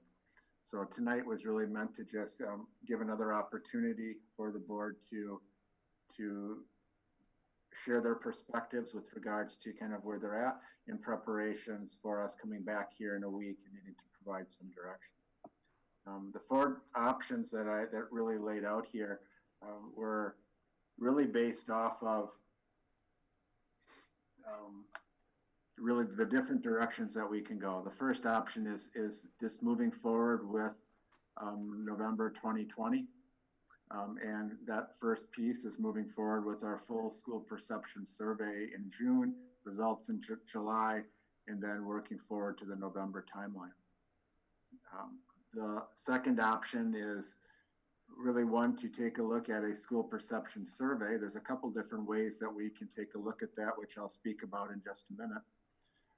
We'll then, after we get those results back, this option would then say, then you would weigh from community sentiments of whether you move forward with the November 2020 or if you pause for the time being and come back and regroup on your efforts in the fall in alignment with a future referendum and a date to be determined. The third option is one where we just postpone and we make a decision at this point that we're not going to move forward with the survey at this time. We're not going to move forward with the November 2020 referendum, and we bring it forward. We regroup on this whole topic at a point this fall. And the fourth option I just laid out there was if there was ever a point that the board wanted to really shift up the scope, particularly if there was anything with regards to budget impacts that are happening in the short term that would want you to look at a referendum in a different format. So those are really the 4 options, but as you're looking at the work that we've been doing for the last number of months, it really looks at the options 1, 2, and 3. a few pieces here that I thought were important to just lay out were what are some of the different perspectives, and I don't really want to go through and read all of these to you, but it's kind of a pros and cons piece. And I think as has been articulated, our needs still exist. We've had a strong showing at the last April elections. You can see what those percentages were. Much of that work was done prior to the April elections, and then the April elections fell right about the time that many of the COVID pieces were becoming much more intense, but those elections did take place during that time frame. Interest rates, we certainly know, are at a lower point, and then looking at just what's happening in the construction industry and having buildings moving forward may have some cost savings. On the other side, there's just the perspectives of that the whole COVID-19 piece has changed our perspective. It's changed the landscape of where people are. Businesses and families are in a different mindset, either personally or financially. I think one of the things that has occurred over the last 8 weeks was we had opportunities where we were looking to connect in with the community, which we weren't able to do. School finance picture, particularly as Steve has shown that tonight, certainly is not as clear as we would hope it to be. If you look at just the summer school piece alone, the tax impact pieces are a little bit harder to predict. And I think that's a big part of it. And then just looking at, as we look at the body of work ahead of us, does our staff administration have the time and resources to put forth for a referendum if it were to happen this fall? So those were just some of the perspectives I received, either from questions I've received, talking to some of you as board members, and just ones that I felt were important to kind of bring forward. When we go back to these options, particularly the first and second ones really have a question of a survey, and I thought it was important, and I put into board book, and this was too dense of a document to put up here on a PowerPoint, but it really talks about 3 different approaches to a survey. One of them is just aligns with really that third option, which is you hit pause and you don't do a survey at this point. I mean, one of the pieces with that is it just puts it off to having to do some sort of engagement or a survey with our community at the point when we re-engage on the topic. But then the 2 other pieces, it's, well, if you're going to put forth a survey, what kind of survey does that look like? And I felt it was important tonight to be able to speak to that. The team from EUA and Vogel, myself, Steve sat in on a few of the meetings, and then working with Bill Foster, who works with School Perceptions, our survey entity, really had a conversation about different approaches to surveys. One idea that I had early on was, do we kind of create our key communicators group, and do we survey them to just see what their perspective is on the landscape and the impacts that COVID-19 have had on our community and their openness or wanting to pause on any sort of referendum efforts. Bill Foster recommended that we don't go that route because he didn't feel it gave you a large enough sample size that was representative of your community. So from his perspective, that was one that he felt that it had some negative impacts with regards to not maybe giving you the truest results if you didn't have a representative group that fit into that group that you would survey. So, but he did toss out, there's really 2 different other options. One is more of a simplified survey. When we've done, if you go back to 2013-14, when we did our survey for the intermediate school referendum and all of the associated projects, that survey was quite involved. It involved information about the referendum. It involved a lot of education that led up to being able to answer the questions. So it served 2 purposes, one to inform and one to survey and get perspective.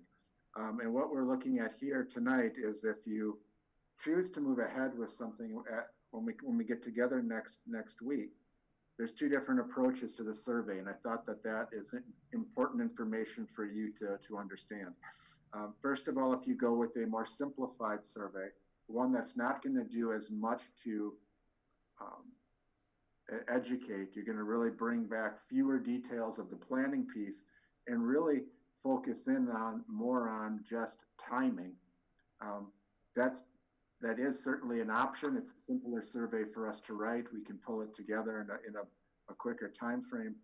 However, it's going to be less informative. It's going to give us an information on the timing piece to go forward, and it may require us to do some level of a secondary survey or additional engagement to really get a sense of how the community feels about some of the different options that we're vetting out.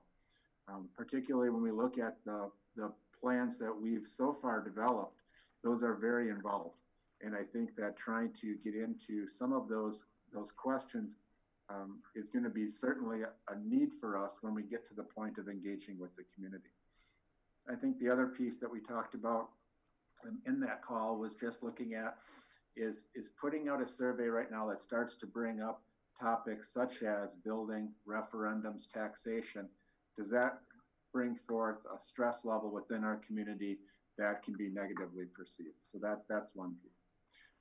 Another approach to the survey is to really do a much more thorough survey, similar to what we have done for the 2013-14 referendum.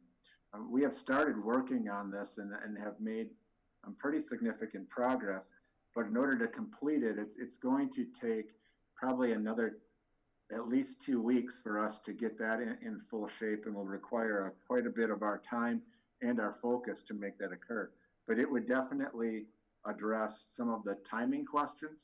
It would also go into detail on many of our plan differentiations so that we can vet those out.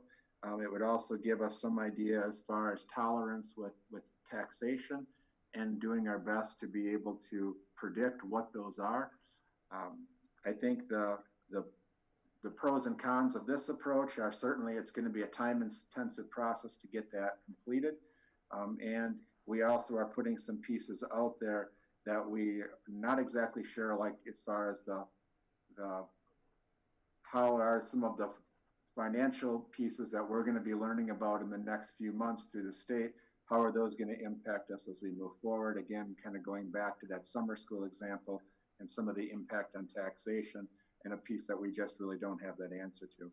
And then again, this may still lead to, even though that it's a point in time in June to present a survey, it may require us to go back and do another survey at another point. So really 3 different approaches to the survey is don't do it, do a simplified version, or do a much more in-depth version, of which we still have quite a bit of work to do. So when you take a look at these options, those surveys really line up with options 1 and 2. And if you want to move forward with one of those, we have to make a decision on what kind of survey we would actually proceed with. These are just the perspectives and pros and cons on different perspectives around a referendum in the fall, and what are some things to consider. And Dave, what I had done is I had just thought about kind of a way to kind of facilitate the conversation tonight. Certainly that's at your discretion of how you'd like to move forward with that. Just put this out there as a way to have equity of voice around the table, everybody's perspective before the election. So with that, I'll turn it over to you, and I can assist with this in any way that you'd like. No, I think it's important that we go around the table and make sure that everybody has a chance to voice their opinion on what they saw of either the 4 options or the level of the survey, and whether we should do it or how we should do it. Yep. So with that said, let's go ahead with whoever would like to go first. Yeah, I'll speak up, being a new guy. You know, I guess watching you guys work over the last few months on this, and being involved in surveying in education, I guess I sort of tend to feel like the more information we provide to the public, the more in depth about our facilities, why we're doing this, why we need to do this, some of the results that may come of it in terms of finances and taxes, so that doesn't sneak up on them. I think we sort of need to get the pulse of the community to be able to move forward a little bit, or to pull back what we need. So I guess I tend to put a more in-depth survey together. what we don't want is to leave gaps, leave holes where people are going to fill those gaps and holes in with their own perception, and that starts spreading around the community. So the more information we can get, the better. You know, as far as the options, I guess I feel we should move forward with an early survey to sort of take the pulse of the community and then feel what people think. And then we make a decision whether we move forward with November, or we think we need to push it off, or we actually need to change the scope, narrow it down to focus on the priorities that the community think, or we think that we need to focus on. Thank you, Brian. Anyone else?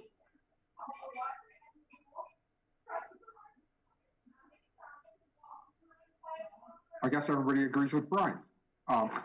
Well done, your first day, and boy, you have unanimity already. I will say, I do agree with Brian. While there's that little potential of downside for the public seeing this as, you shouldn't be bringing this up now, in the few people I've talked with and been going along, I rarely find a time where having more information about what people think about an issue hurts.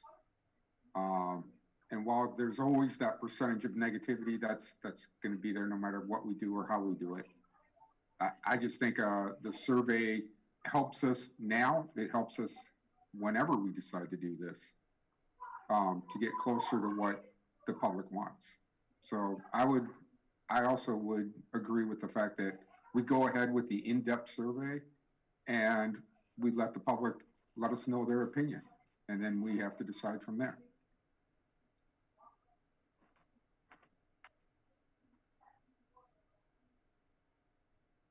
Jack, are you trying to say something? I truly think it's irresponsible at this point to go after a referendum, and I think putting together a full-blown survey where we don't even know, we really don't know what education's going to look like in August is somewhat irresponsible at this time. You've got we just sat through an hour and a half of we don't know what summer school looks like.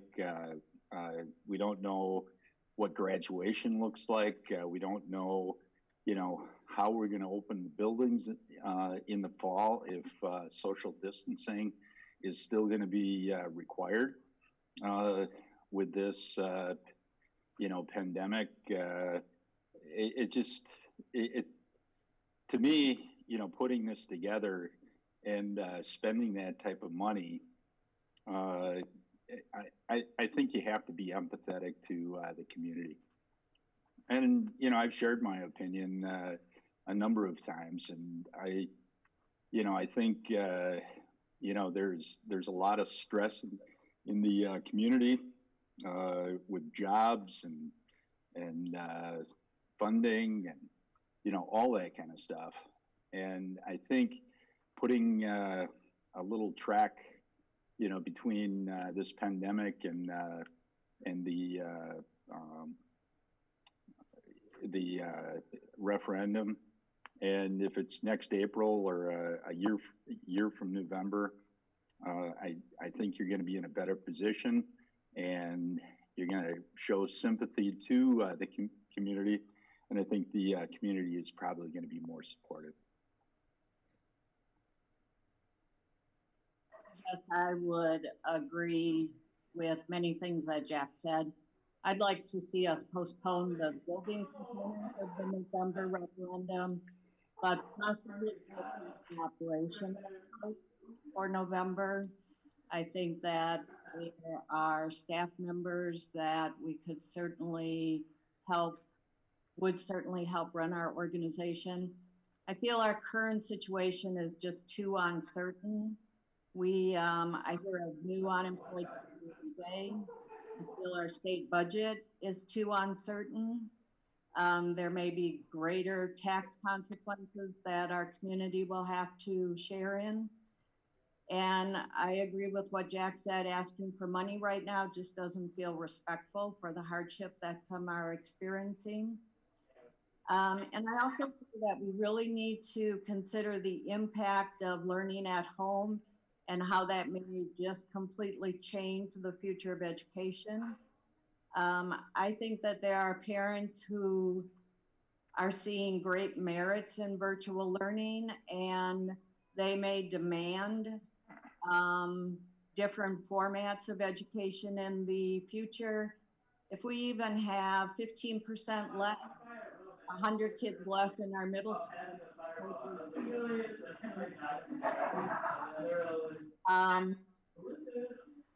I think the current 5 pathways are very complex, and they need a lot of information.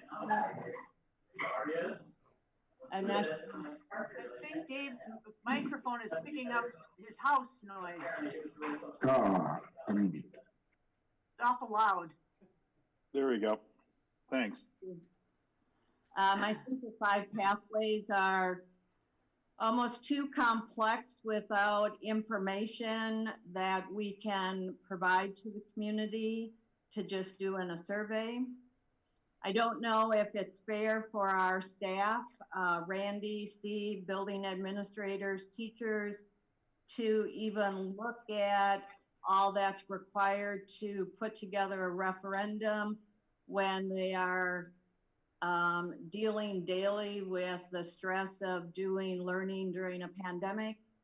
And finally, I would just like to say that rushing a referendum and suffering failure will slow us down than postponing it.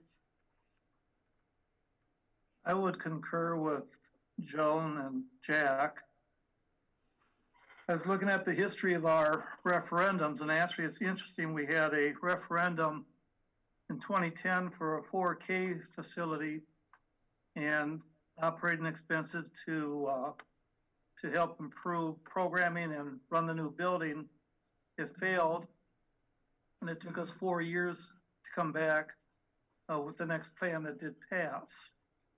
We have a real need to present a referendum to our community, but time and circumstance, I think, demands that we put a halt to an immediate inquiry to the community, what they support, when they would support it. Again, we just heard earlier today, our summer school numbers are slightly up, but if it's going to be virtual, they could go way down. So people don't know what they're really going to be getting based upon the pandemic and our community responses to it. All of the economic concerns, empathy for our community, respect for our constituents and their situation right now, I think dictates that we slow down the process, and we'll know a great deal more in the fall, whether that's the time to go forward with surveys and hopefully then shoot for a spring referendum. But I think to consider a fall referendum right now, terribly insensitive to our community and the uncertainty of our future.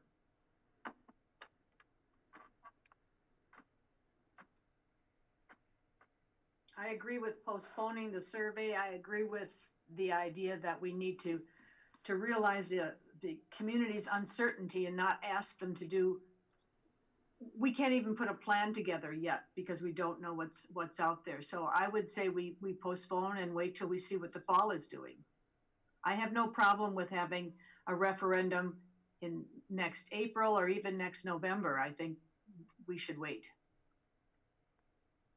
I have one thing to add. I mean, I started off this process, Dave, and Brian, I think agreeing with you a bit more in terms of how we should continue to proceed and how we should, above all else, message.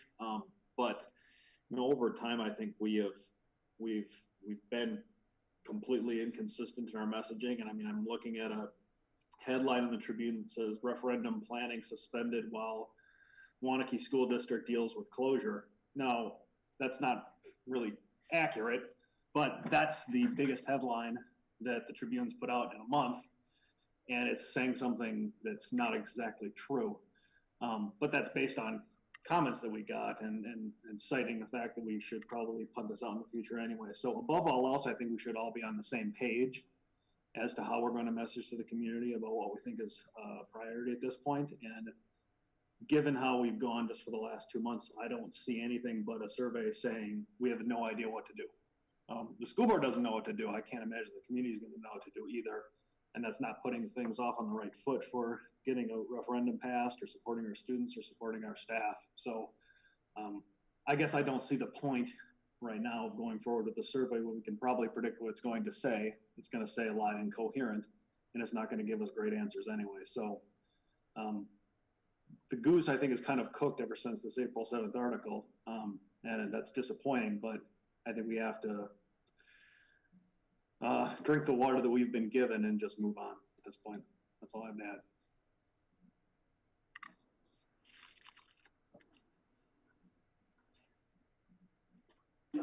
Is there anyone else who wants to make a comment? I did want to ask a quick question of either Steve or Randy. There was one comment about possibly holding the referendum in April or next November. I don't believe we can hold it next November because current state law says you can only hold during a regular election, correct? I believe that's correct. Yeah, I'd have to go back and I can have that for next week of what the election options are. Yeah, because if we didn't do it this November or didn't do it in spring, we would have to wait another year until the following April before we could hold it again.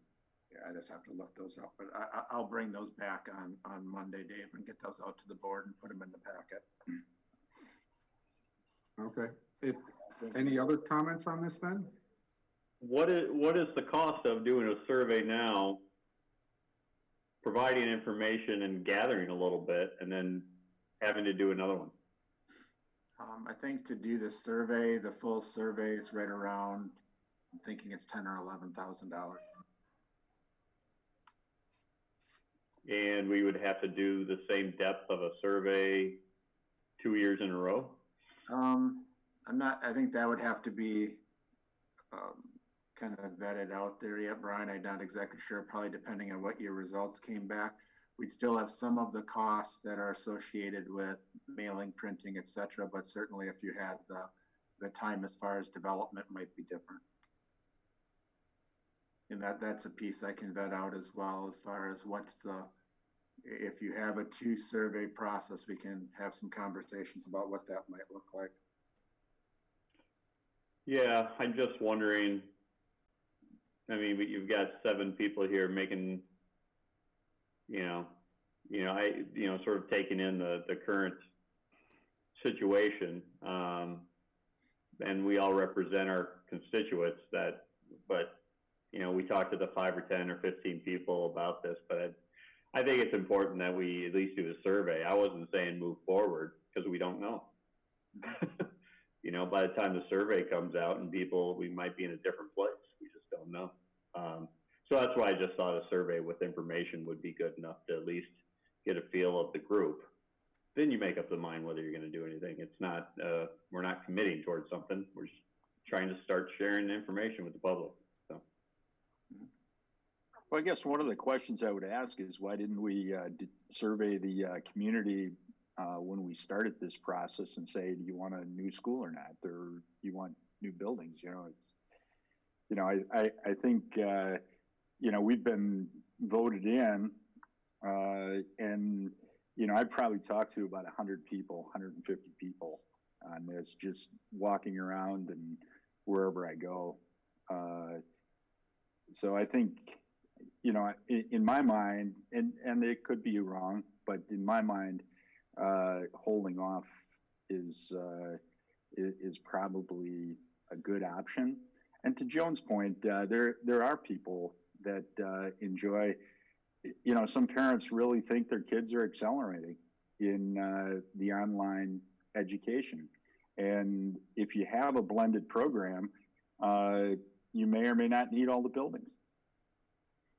There's there's just a lot of unknowns that going to the public. What are you gonna tell them? It's just. I guess for me, it's just sharing information. Yeah. I mean, that's what part of our job is, to share this information with the public. So, and to get the information back. That's. Brian, I don't have any problem sharing information, but what kind of information are we asking them to get back? Because if you're asking them now, would you support a referendum in November or April, and they're not even back to work yet, how are they going to be able to answer that? Some of these people don't even know if they're going to have businesses by July. And yet we're going to ask them if they could support a fairly expensive project. And so I guess that's my concern, is not giving them the information that would be helpful for them to know, but what kind of information can they even give back that would help us decide to go forward or not? Well, I think some of it's for us. Do we need to change the scope? Maybe it's only a $15 million referendum for, some of the smaller things that we need to do to be ADA compatible in certain areas, and maybe that's something the community might want to see and might see beneficial. It doesn't have to be the $100 million new schools, but there may be other things out there that we can get by.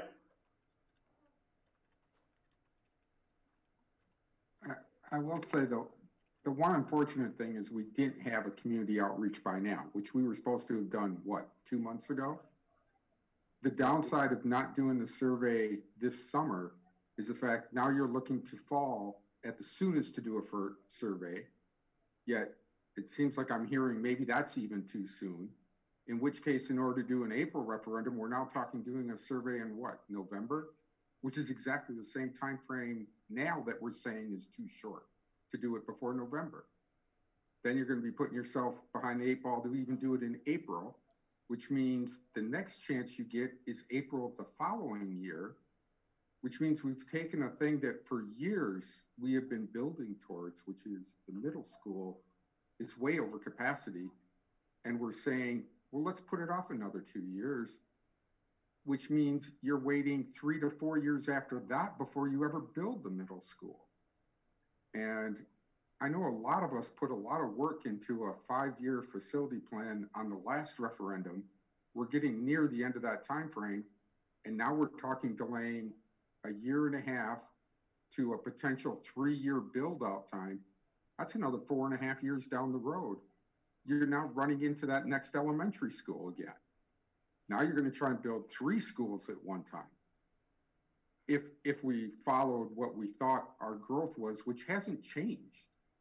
And I get the idea of talking about we're suddenly going to change to 15% of our students being online, but I haven't heard that from the curriculum committee or anywhere else before. I don't see that as realistic suddenly happening. If anything, it seems like more parents are saying, please get my kid back into the school. So I just want to understand that as we push this back most of a year, in fact, it's a year from now. Yeah, we're in March. We just got through April. We're pushing back another year. And if we miss that window because we pushed this survey back so much that we're sitting there again 4 months out from April going, we don't know what the public wants again. I'd rather do a survey now, see the results, and shift to get the public where what we thought we wanted or what we thought was best for the school district actually becomes part of the conversation. And sometimes that's on us that we haven't been telling the public where the problems are enough. And yet here we are saying we don't want to talk about it all summer again. I still have a hard time saying that that's a bad idea. To your point, Dave, pushing the survey back into the November timeframe, and we're going to be behind the 8 ball. I would truly hope that by November we've got a better, more crystal clear plan on how we're going to deliver education. You know, right now, there's a lot of things out there that are up in the air. And there's, you know, I think Joan, Mark, and Judy alluded to it, you know, putting more pressure on administration at this point, you know, it doesn't necessarily make sense.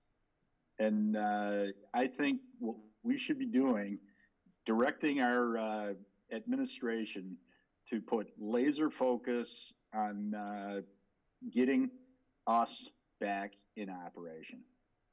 Once that's behind us, you know, we're into the planning mode. So To Dave's point, and Brian both, you make good points. I don't think any of us are suggesting the urgency of need is any less now than it was.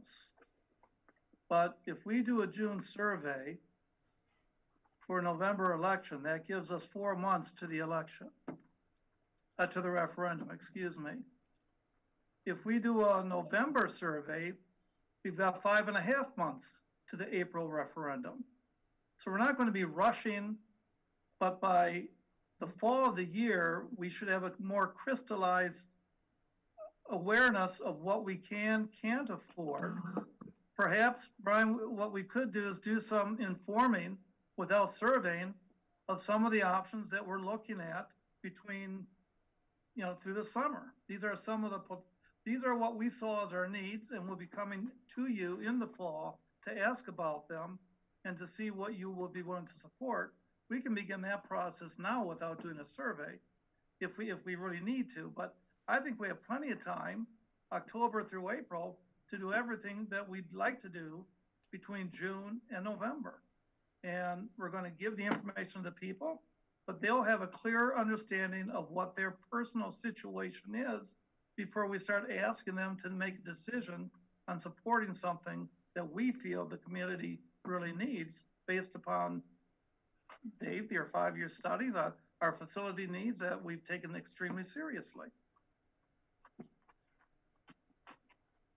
I agree with you, Mark. I just want people to have information. Yep, and I get that, and that's really important. Because we shouldn't be, you know, we can't move forward without their information, so. Randy, do we have an action item for this, like a motion that's needed, or could I call a motion to close debate? No, we do not. This was just simply to bring some additional dialogue to the table so that we had some of that background before going into a vote next week. So no, there's no action item required tonight. Okay. we're going to take another 45 minutes to talk about this at the board meeting?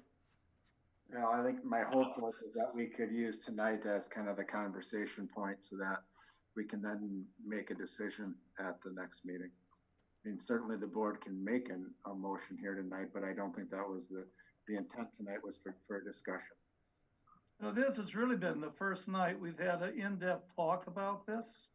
And for me, it's been very enlightening, and I appreciate hearing everyone's perspective. And I think it would help leading into next week's board meeting. On that point, I think I'll just make a motion that we table the discussion to next week, and that we ensure that it's on the agenda and we all have a time to get feedback from as many people as we can in the meantime. If I can ask one question before that goes through, Mike. Sure. Is there any additional information that the board wants me to gather before next week? I have questions about the election dates. Brian asked a few things just about from a cost differential of different types of surveys, if we do one or two. Any other ones that anyone has that they want as information brought back that we can prepare for next week? I think an important issue brought up, Randy, was whether administration felt they had the time to do it or not. Right. Is it going to be too much of a distraction, or what that effect would be? Right. I can give my perspective on that tonight if you'd like, Dave. I mean, it's the biggest challenge I've seen with the COVID pieces is we get over one decision and then it opens a whole nother door of a whole series of additional decisions. And I think that's what I've seen over the last few weeks. And I'm certainly seeing that now with you're starting to look at how do we close down the school year? How do we move into summer school? What does the fall look like with unknowns, reading kind of the initial CDC recommendations? Trying to envision that with regards to then the full survey development, which is, even though we have a good head start on this, these are significant pieces. I mean, from the workload aspect of it, given what we have in front of us, it does concern me. I mean, that's my honest answer. I mean, I feel I need to share that with you because that's much of this is going to fall onto my team to really try to pull it forward. I do have concerns about kind of what our workload is going to look like just to manage really starting school next year and all the different pieces leading up to it. That's my one concern. Probably my primary concern. I mean, I think that obviously people have already articulated what they've heard from the community. I haven't had a lot of direct communication community-wise, so I can't speak to that, but I can speak to what I see as the volume of work that we have ahead of us, and I see it continuing. The other issue I heard some people bring up was the concept that online learning could affect our enrollment. Mm-hmm. There's probably no way to figure that out. I don't know if that's what I think the online format's going to do is it's going to cause us as we move forward to be thinking about what might some of our options that we may want to offer. I don't know if I see it as an immediate piece right away, but it's certainly, I think, going to open up a question to see, are there going to be some alternative or blended options that our community is going to want us to offer in the future. But to try to put a number to that, I really don't have the ability to say it's 5%, 10%, 1%. But I do know that there are some kids who are finding this to be a good delivery model, just as equal as there are some that are drastically struggling. But I think it's going to cause us to at least be asking those questions as we plan for the future. But I think it's way too early for us to really get a sense of what that would look like or what the impact that would be on a student population. All right, then, actually, Mike's motion is non-debatable. We just vote right away. So a motion to table is in order. All those in favor say aye. Aye. All those opposed say no. And we're tabled on that. And I think that's it for the meeting. So unless someone has something else, I take a motion to adjourn. Motion to adjourn. Second. Lots of volunteers for second. All those in favor? Aye. Aye. All those opposed? And thank you very much, Randy. All right. And I did want to say one last thing I'd like to thank the board members who'd served in officer positions before, Joan and Mark, and unfortunately Julie's not here, but we all spend a lot of time on this as it is, and to do those spots takes even more time. So thank you. Thank you. And we'll see you all in a week. Right. Thank you. Sounds good. Thank you.